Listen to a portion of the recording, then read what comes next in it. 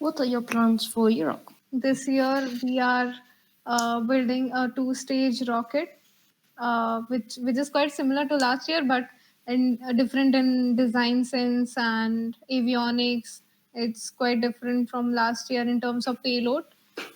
So we are participating in the 3 kilometer COTS category. We have mechanically actuated recovery mechanisms, so it's kind of interesting. And the key highlight of our project is the state separation. So we would get to see two rockets in one single rocket, as I mention all the time. So we have a pretty huge rocket this year with quite complexities. Talking about the jury page technical report, so these are the technical deliverables. Last year, by going to EuRoC, we got a lot of exposure and lot of experience to these events. So we kind of have some plans in mind to have an idea for the jury pitch. Basically, the payload collaborations are quite interesting. As I mentioned, we did collaborate with Launch Access Limited. So this is like a client payload that we are developing. And in this payload, we would have like a commercial CANSET kit built by the avionics team. I guess Zoe would talk about it more. So in this kit, students who are interested in space could easily operate on this CANSAT in future. So we are building basically a commercial product. And the second payload is like it's kind of developing in process, but it's from the team Mark 2022. Mark 2022 is developing a really interesting payload. Zoe's project managing that. Like we are going to test the payload over there as well. And since it's a quite good payload, so we thought of incorporating it into our project as well. It's a seed sat, so it would disperse seeds, but it's still in very conceptual stages right now. So this payload is not fixed, might change in future. And the third payload is the outreach.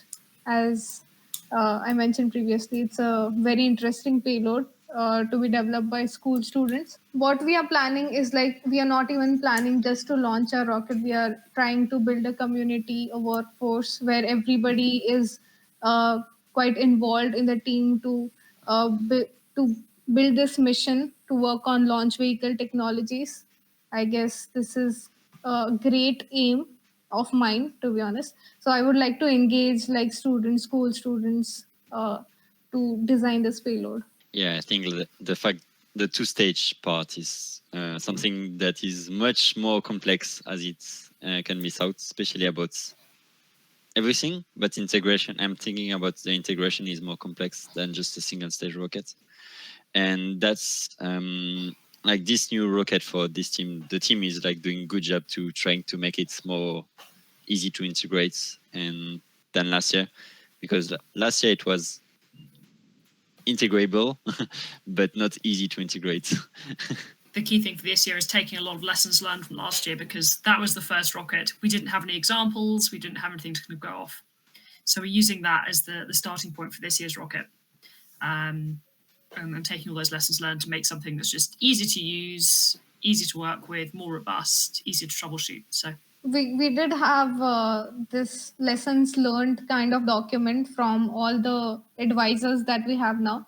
So everybody contributed to it, but we started taking if pretty as a basis, and we are building on it. So our rocket is based on if pretty full, not entirely, but like majority of things could be kind of similar, but there are design differences. The way we are designing things is like quite less complex, and I guess it's like easily manufacturable, easy to assemble. And following with the complexities that occur in avionics, we have a huge team working in avionics section this year, and we have brought a lot of change. And yeah, talking about the top competitors and favorites. So to be honest, when we went to EuRoC last year, it didn't at all feel like a competition. It felt like more of a collaborative effort. So the teams are really amazing, to be honest, and it's really good to see all the teams having this amazing huge rockets working on liquid rocket engines. Some are like hybrid rocket engines or quite good payloads which are deployable. So it's amazing to have an interaction with all these teams. I won't say we have like competitors or like we are obviously competing, but I feel it's more like a collaborative effort. Sometimes I remember that there were few team members who came to uh, our port where our booth actually where they helped us in getting some tools or helping us with some activities for launch activities or sharing their experiences. And in during the night time we used to assemble near the beach, so we had a beach kind of thing in the near the accommodation, and we used to chat and have fun with each other. So that's kind of really interesting. You want to join another rocket competition? We used to go to Spaceport America Cup. Paul, I don't know why we chose EuRoC over that, but Spaceport America Cup is just so much more expensive to attend. In 2019, the CranSEDS went to the Spaceport America Cup. They launched a rocket, didn't recover it correctly. I mean, it was digged in the ground. Then COVID happened, so 2020 edition didn't take place at all. And last year, 2021, it was only online. At the beginning of the year, like there was EuRoC that just came out, like hello, we are new competition, and we were, oh, that's great, that's looking amazing, and let's go to it. And because going to the US last year, it was like we were not sure if it would take place or not. And so finally it plays online, which is interesting, but not as fun as launching a real rocket in Portugal.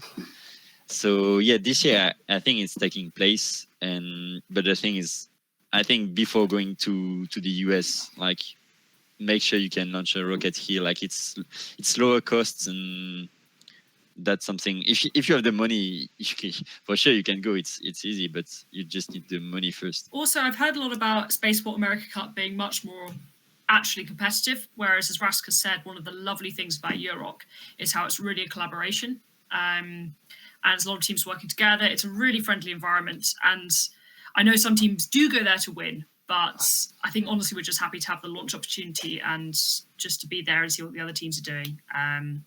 That's, at least for me, the most exciting part. So yeah, definitely at EuRoC everyone is here to launch and to make sure everyone can launch. Like you don't care if like it's awesome to see the rocket launches. Like you just want the other to launch and recover it. Like fireworks are cool also, but like it's better, like the time they spent, and like it's always heartbreaking to see failures or abort missions. You wish everyone can launch. And how do you finance your team? Oh, the question for the ages. So as we've mentioned, we rely a lot on in-kind support. So that's people providing or sponsors providing components or machining for us, all of that. Because the facilities that we have are really limited. We basically can't do any metal work ourselves, with a couple of exceptions. I know Paul's shaking his head, but it's very difficult for us to do, especially precise machining. And Cranfield University does have some facilities, but it just can be difficult to access those.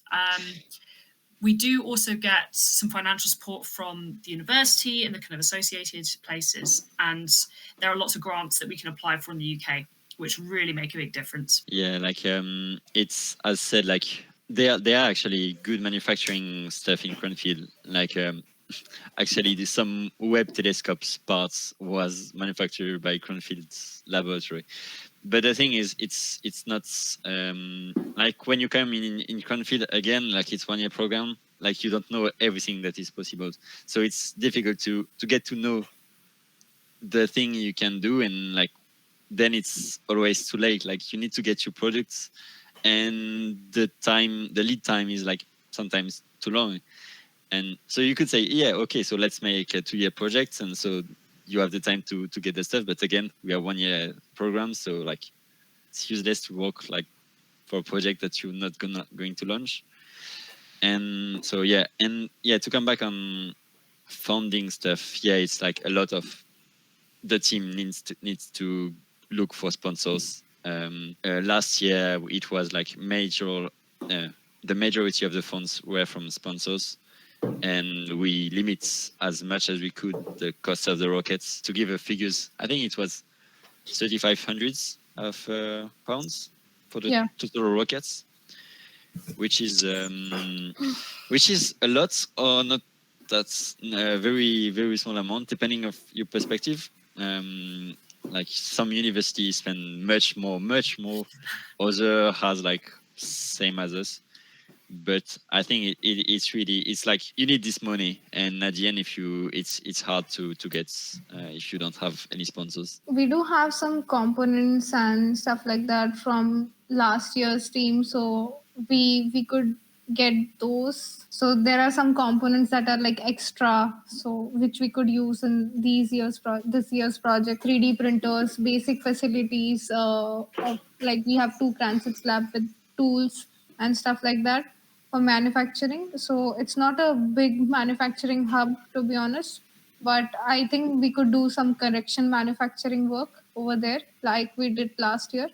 Also we did like the fins, especially the fins were manufactured using like composites, kind of these facilities which we get to use in the labs. The support is concerned, this year we are having support, as I mentioned, from Total Carbide. We are having support from Launch Access Limited. We are having a lot of support from Cranfield, since they saw our performance. Like we managed to build a rocket last year, and we went to EuRoC as well. It has become quite famous in our university, and more people are joining from the university itself to support us.